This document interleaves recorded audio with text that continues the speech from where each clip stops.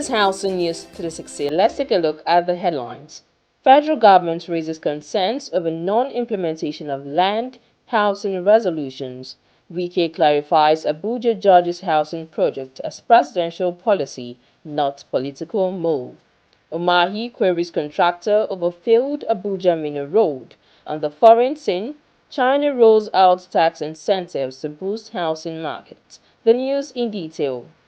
The Ministry of Housing and Urban Development is set to introduce a mid-term monitoring and review mechanism that will ensure effective implementation of resolutions of the meeting of the National Council on Lands, Housing and Urban Development being organized by the ministry annually.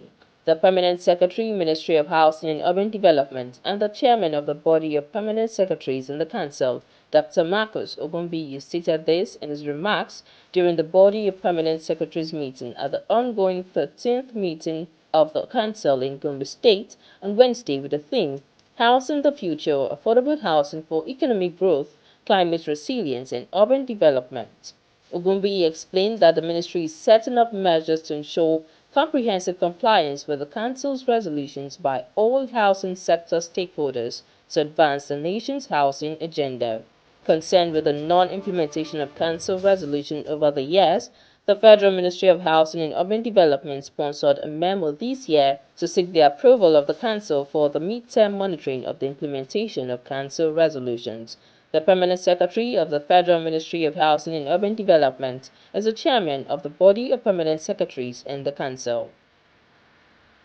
The Minister of FCT, Yasun Wike, has debunked allegations that the construction of homes for judges in Abuja is aimed at influencing the judiciary. Wike clarified that the housing project is part of President Bola Ahmed Tinubu's welfare initiative for the judiciary, aiming to bolster its independence rather than compromise it. In a media briefing on Wednesday, Wike explained that the project is a key provision in the 2024 federal budget, with Tinubu's administration recognizing the need for judges to have secure, government-owned residences as a measure against potential manipulation. According to Wike, the initiative was designed to move judges out of rented accommodations in areas vulnerable to security concerns. Now, the Minister of Works, David Umahi, has decried the deplorable condition of the Abuja-Mina Federal Road, stating that no work has been done by the contractor handling the project. The minister, who traveled by road from Abuja to attend a stakeholders' engagement on the construction of the 125 three-lane single carriage of the Niger State component of the 1,068 kilometer of the Sokoto-Badagry Superhighway, said he did not see any work done by Salini Nigeria Limited, the construction company that handled the project. The comment from the minister comes as the Niger State Governor Umaru Bago asked that the Mina Suleja Road contract awarded to Salini Nigeria Limited be revoked. He explained that the infrastructure project initiated by President Bola Tinubu prioritized investment over mere legacy, aiming to stimulate growth and development across multiple sectors, and the construction of the 125-kilometer three-lane single-carriage Niger State component of the 1,068 kilometers Sokoto-Badagry Superhighway. The minister promises transformative economic benefits, boasting 68 dams, factories, and irrigation systems. He urged people of the state to be patient and supportive of Tinubu's vision aimed at the long-term benefits of these strategic investments. In Lagos, the state government has announced the revocation of unoccupied housing units allocated to subscribers who left them vacant for over 2 years. The Commissioner for Housing, Maruf Akindiri Fatai, made the announcement in a statement by the Director of the Public Affairs Unit, Ganu Lawal, on Wednesday in Lagos during a visit to enforce Governor Babajide Sanwo-Olu's directive at one of the Lagos State housing estates in Sangotedo, Lekki. Akindiri Fatai argued that unoccupied units could lead to neglect and deterioration of the housing estate's infrastructure. The commissioner added that the reason for the revocation was because the government seeks to ensure that housing resources are allocated equitably to those who require them. He noted that allottees who made full payments would receive refunds and the units would be reallocated to eligible individuals. Akindiri Fatai emphasized the importance of occupying allocated units within 3 months to avoid revocation. He expressed the government's commitment to increase the state housing stock through various initiatives. Still in Lagos, a fire outbreak in a factory in Lagos on Wednesday night destroyed items estimated to be worth billions of naira.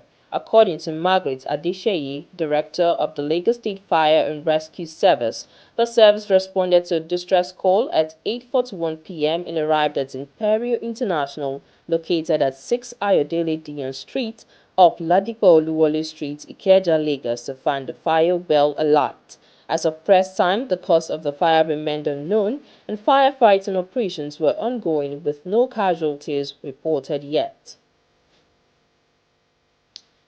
On the foreign scene, three Chinese ministries rolled out a package of tax incentives to invigorate the real estate market on Wednesday in what an analyst said would be a sizable boon to support the healthy development of the housing market.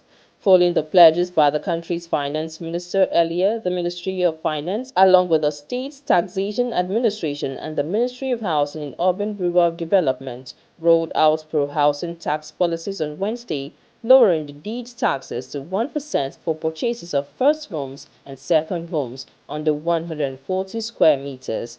These tax rates were previously only available for homes under 90 square meters.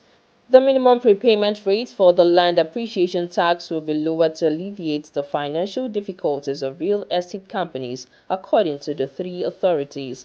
The latest incentives, which were revealed to the public by Minister of Finance Lan Fowan on Friday, followed a series of supportive policies to prop up the real estate market, which has in recent weeks showed signs of continuous recovery.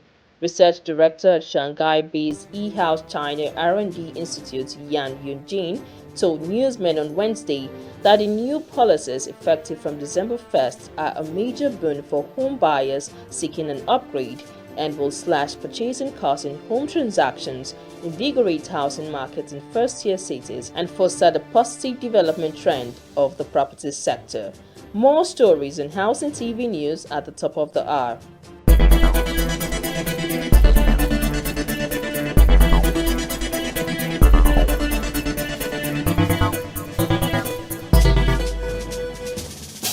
Visit Housing TV Africa on YouTube and click on the subscribe button. Subscribe to Housing TV Africa to stay updated on latest happenings in Nigeria's housing sector.